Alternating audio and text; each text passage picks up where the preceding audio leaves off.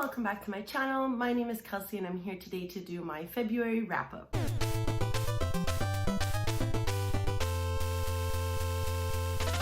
Again, we're going with the no makeup glasses vibe. If you see the ring light in my glasses, I'm sorry, not sorry, because I just didn't feel like doing makeup today. Wrap-ups take me a really long time to film, and I just did not feel like putting on makeup on top of that. So here we are. We're gonna deal with it and we're gonna get straight into it. If you have been watching my channel for a while, you do know that I like to do statistics for my wrap-ups just because I like statistics. I feel like a lot of people like statistics, so we're just gonna do that. So in the month of February, I did read 14 books. That came out to a total of 5,126 pages, which is about 183 pages per day. In regards to the star ratings, I did have 1 5-star book this month, 6 4-star books, 6 3-star books, 0 2-star books, and I did have 1 1-star book this month. And that comes out to an average of 3.57, so not the best, but not the worst, really in the average of ratings. In terms of the identity of the author, I read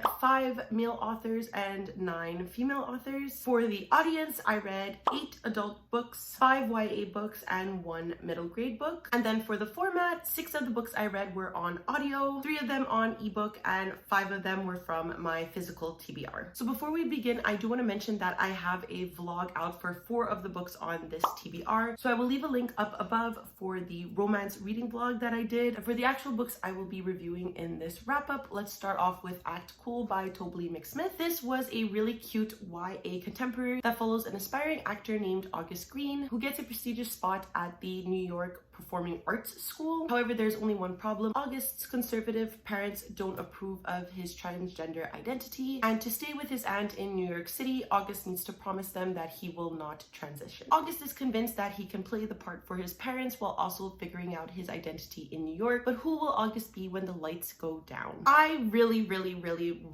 enjoyed this book. At the start of this year, I really thought that I was done with YA contemporaries, and yet I always find one that pulls me back in, and Act Cool was definitely that one for this month. August was a really great main character, and I think he worked for me in a way that didn't for other people. August is flawed. He's fake, he lies, and he is always putting on an act both on and off stage. And he makes sure to tell you when he's doing so. Readers are aware when August is putting on an act. I really appreciated that about his character. I really enjoyed that he was this flawed. This is my first McSmith book. I do know that they wrote, it's either an Outsiders like retelling or a Grease retelling, but I believe it's called Stay Gold. Yeah, Stay Gold. So I'm really interested in going back and reading his debut novel, especially because I enjoyed his writing so much in this book. It's so easy to get into. I really enjoyed watching August grow into his own personality. I also felt as though this novel perfectly balanced between like light and funny moments with really serious topics. One of my critiques for the novel is that I do feel as though some of the plot points in the novel are told to readers in a really quick way rather than being shown to them. So the pacing in the novel did feel a tad weak in some moments, but I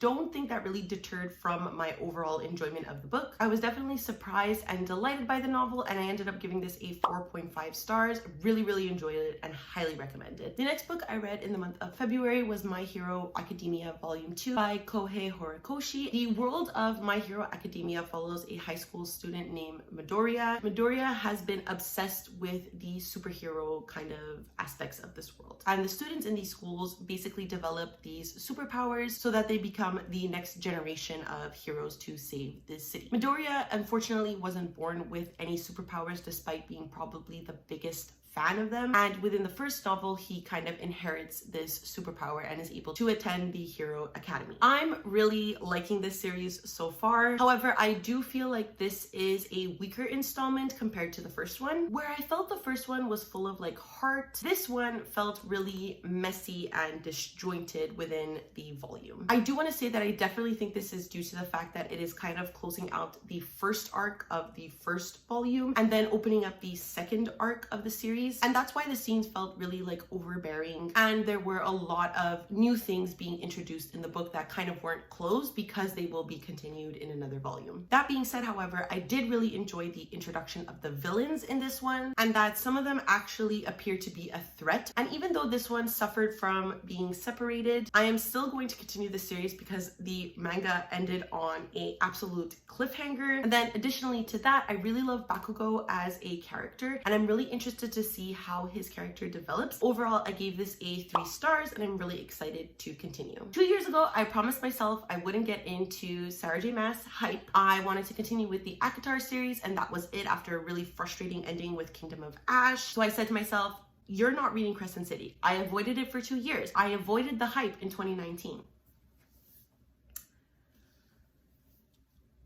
And then the hype in 2022 got to me. Everybody was really excited for House of Earth and Blood to come out, so I got into it. I was gifted this by a friend. They were really into it, so I was like, okay, maybe Sarah J. Maas will pull me in again. This is House of Earth and Blood, the first book in the Crescent City series. I don't know how long it's gonna be. And it follows a girl named Bryce Quinlan who basically has the perfect life. Bryce lives in a city where humans and elves and other magical creatures kind of live together in somewhat harmony. However, her life is kind of shaken, and after that, Bryce is set on this like mystery kind of thing with an angel named Hunt, and they kind of travel to the city's underbelly to discover whatever they need to discover. If you're wondering why the plot is very vague, it's just because I think the summary for this book spoils something really like big, and I think that ruined my enjoyment for it a little bit because I just didn't get attached to that character, but we'll get into this review. I have qualms with Miss Sarah Janet because the last 300 pages of this book, I cried 3 times.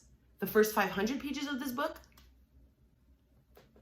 I could not get into it. I almost DNF'd this book on multiple occasions. I just wasn't feeling the characters. I wasn't feeling the world. I really was not into this book. And I know a lot of people mention that there is quite a bit of world building in the first half of the book, which is true, yes. But I do think that there are many portions of this book that definitely could be cut out. I do have a theory that nobody edits Sarah J. Maas's books anymore, and that's why they are ginormous and huge and feel kind of lackluster compared to her previous works.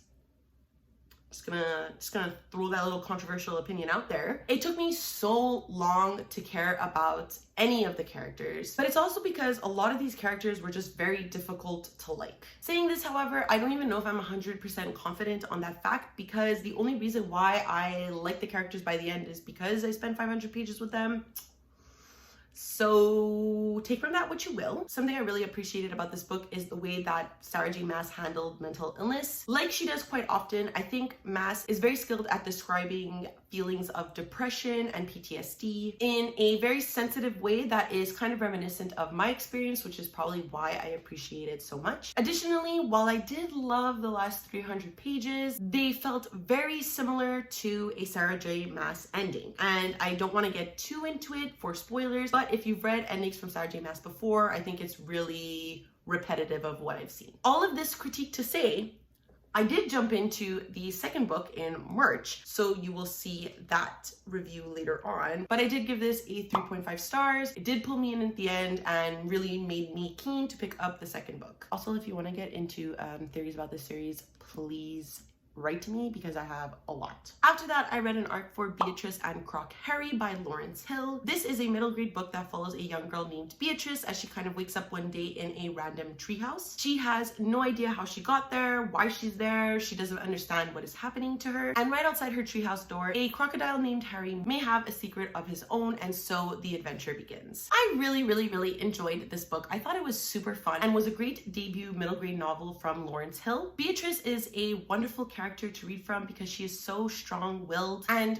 firm in her intelligence and bravery. I also really love the friendships she made, so especially the one with Croc Harry, who is a crocodile that learns to be like a good friend, and Harrison Jr. III, who is this spunky little rabbit that is looking to learn and fit in with other rabbits. Their found family was absolutely adorable, but also really funny, and I think that it's funny in a way that will charm both middle grade readers, but also the the adults who might read to them. The novel is filled with discussions on said found family, but it also takes the time to discuss racism and oppression in a way that is understandable and thought-provoking for a middle grade audience. The novel is also filled with word games and focuses on teaching its audience bigger words, which I thought was a really cute addition to the book. I can see this book being really fun and really interesting for the middle grade audience, and my only complaint is that the world building is a little convoluted and confusing, but otherwise this was really fun. I gave it 4 stars and I would highly recommend it to any middle grade readers in your life. After that, I picked up How Long Till Black Future Month by N.K. Jemisin. N.K. Jemisin is a writer that I absolutely adore, so I was really interested in getting into this book, especially because this is a collection of N.K. Jemisin's short stories that she published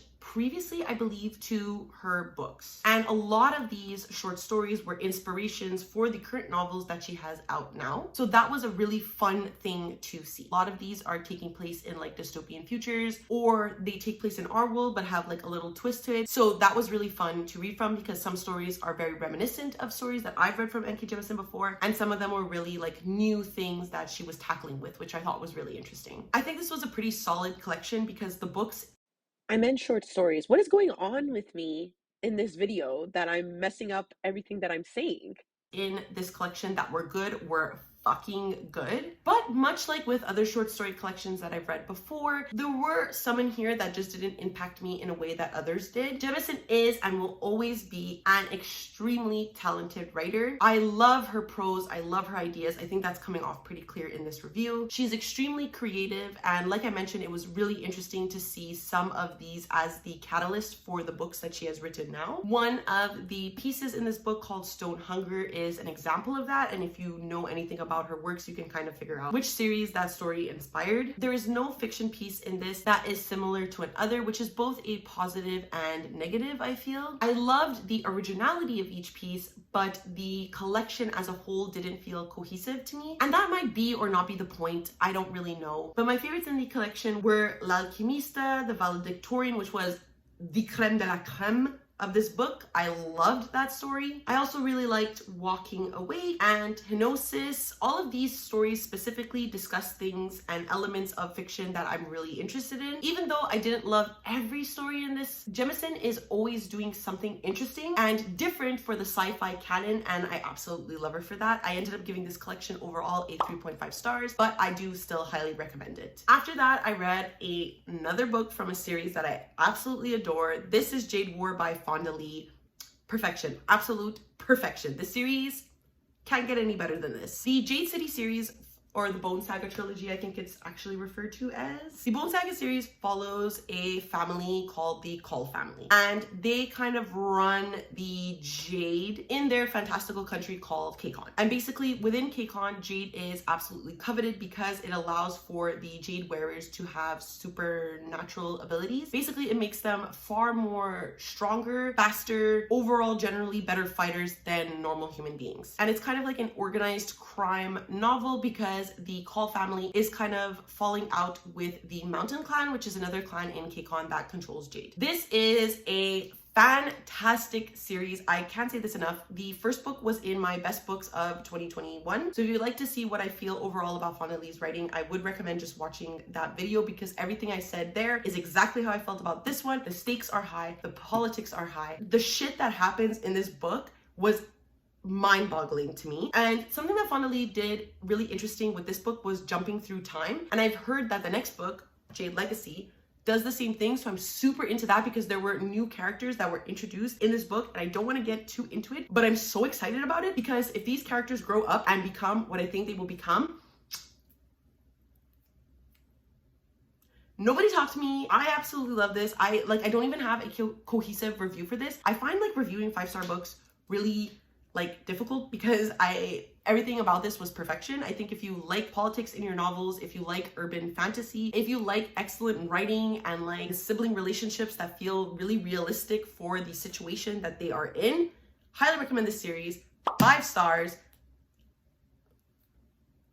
I can't say anything better about this book. After that absolute high, I picked up Required Reading for the Disenfranchised Freshman from Kristen R. Lee, and this is about a young girl named Savannah Howard who sacrificed her high school social life to get into a really good college. Savannah gets a full ride scholarship to attend Wooddale University, but when she gets there, she starts to realize that the school is far from the manicured brochures that they have sent out. On the first day of school, she is barely unpacked before she starts dealing with microaggressions from other students, and she starts to uncover and investigate the school's racism and elitism. So I really enjoyed this book overall. I ended up finishing it in 2 sittings. It was super easy to get into, and even though I received this on an ARC, because I'm a little late on my ARC reading and reviews, I did listen to this on audio, and I do think that Casey Rogers is an incredible narrator. So if you are interested in reading this as an audiobook, I would highly recommend the audio. Casey Rogers kept me completely engaged in the narrative and gave a really great voice to our main character, Savannah. And speaking of, I really enjoyed Savannah as a main character. She is incredibly persistent in what she believes in and what she wants, but she's also a young teenager who is scared despite her strength. The novel did a great job at tackling racism and racial injustices experienced by the Black students, while also highlighting the white privilege of the white students and how that white privilege obviously benefits those white students. It was frustrating for Savannah, but I think that sentiment is especially well crafted and shared with its readers due to Kristen R. Lee's writing. I look forward to reading more from Lee in the future. I think this was a great debut novel, and I ended up giving this 4 stars. After that, I picked up a book I've been putting off for a while but really looked forward to reading. This is Exit West by Mohsin Hamid, and this follows 2 people where their country's at the brink of a civil war. Nadia and Saeed feel like they have no choice once their city starts to get bombed to take a chance on these doors and kind of move to another country. I was a little unsure how to rate this novel, but I think a 4-star is just right. If I was basing this just off of the prose and the characters, I absolutely would have given this a 5-star because I loved those aspects of the book. Writing is absolutely gorgeous, and it really contains that melancholic, dreamlike sadness type of writing that I just eat up, that I just absolutely adore reading. Our 2 main characters, Saeed and Nadia, were changed so much by these circumstances within the novel and were molded by what is happening to them that they become entirely different characters by the end of the novel. And I love how Hamid unpacked this and demonstrated how war and migration changes people. While reading, I had so much hope for Nadia and Saeed to have a really happy ending. And while the ending isn't the happiest, I think it is the most reflective and realistic for the situations that they were in. And I really liked how they had this closure for their experiences. The surrealist part of the novel, that is the doors that link countries to other countries, was super interesting, and I would have really liked to have analyzed this and discussed this within a classroom setting and talking about like historical and sociological impact of these things. Like I think that aspect of the novel is by far the most interesting part. Saying that, however, the chapters where these doors are kind of explored felt a little off to me, and I think the book would have been just as impactful were those parts to be kind of eliminated. It's only through reading this book that you'll kind of understand what I'm saying, but I wish they were explored in a more relative way to Saeed and Nadia's characters rather than these random little inserts about how they are within people's homes. I really enjoyed this novel overall. It is definitely a book I want to reread, coming into it with a more academic aspect. And I love this. Like I mentioned in the beginning, I give it 4 stars. I highly recommend this book. I think the hype is real for it. Absolutely enjoyed this. And then on to a book I didn't really enjoy, which is unfortunate. This is Ecstasy by Claire Legrand. It basically follows a young girl named Amity who lives in this like Puritan religious cult-like society. And basically, like with most Puritan societies, the world has ended, and obviously it is related back to the sin of Eve, and therefore women in this town are kind of selected as saints. And these saints, what they kind of have to endure is the abuse and sins of other people onto their bodies to like take on the role of Eve, kind of. However, there are murders of men going on in their town, and Amity is kind of set to discover why and uncovers like something magical going on. So Claire Legrand's previous delve into horror, Saw Kill Girls, was absolutely one of the best YA horror books I read. It surprised me really with its feminist take and commentary, and I have to really admit that I really expected that from Extasia, especially like in the bag, a fierce feminist horror that rivals Legrand's critically acclaimed Saw Kill Girls. So you can imagine I had really high expectations for this, and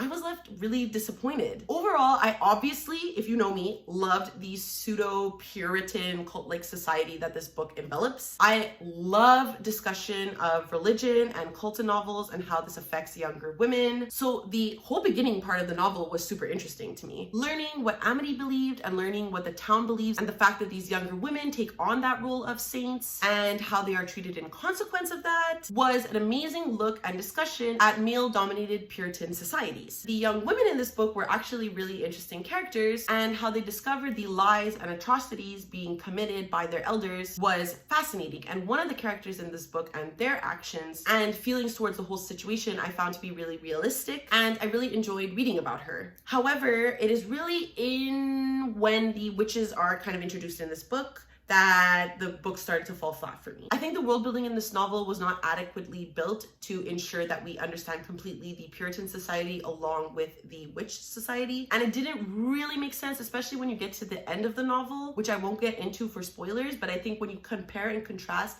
the ending and the beginning, the world building in between was not done adequately, in my opinion. I think for many people this will be a hit because it's kind of a witchy horror fantasy, but I feel as though because I was expecting much more, it really fell flat for me, and I ended up giving it 3 stars. And the last book I read in the month of February was my Matt Haig for the month. This is The Dead Fathers Club, and it is kind of a retelling or reimagining of Hamlet. It basically follows a young boy whose father is killed in a car accident, and when his father comes back to him as a ghost, Philip kind of discovers that his uncle might be involved in his father's murder. So I'm really conflicted about this book, because if you've been following me for a while or have at least watched my wrap-ups or something that involves Shakespeare in any way, you know that I love Shakespeare. I love any book that includes Shakespeare, talks about Shakespeare, pays an homage to Shakespeare. And the fact that this book, that Matt Haig, who is, I don't know if he's my favorite author anymore. I really like The Humans, but I'm like diving into his backlist and I'm not 1000% sure what's going on here. But knowing that Matt Haig was retelling one of my favorite Shakespeare plays, which is Hamlet, I was convinced I was going to enjoy this. But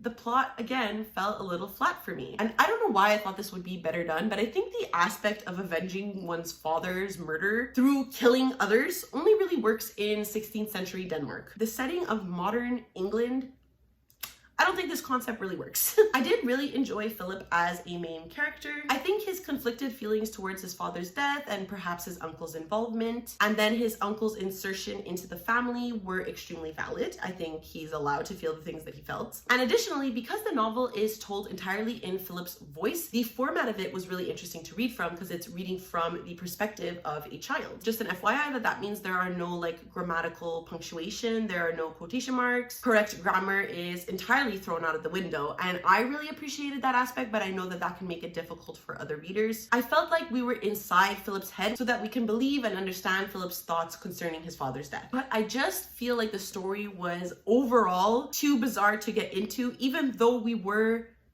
in Philip's perspective, and I really hated the ending. I'm not going to get into spoilers, but I just didn't like how it ended. A lot of Matt Haig's like Shakespeare retellings so far have ended in this like really weird way, and it's kind of putting me off because I did want to read The Possession of Mr. Cave in March, but I don't know if I'm going to get to it. I'll be honest, I'm not feeling it. I might push it to April because I'm just not liking how these books are ending. So disappointingly, I did end the month with a 3-star. I would still recommend it if you like Matt Haig and you like Shakespeare retellings, just to go into this with a grain of salt. And that's it. Those are all of the books I read in the month of February. If you've read any of them, please let me know what you thought about them down below. Did you like them? Did you hate them? Let me know, especially if you have theories about Crescent City, okay? Write them down below.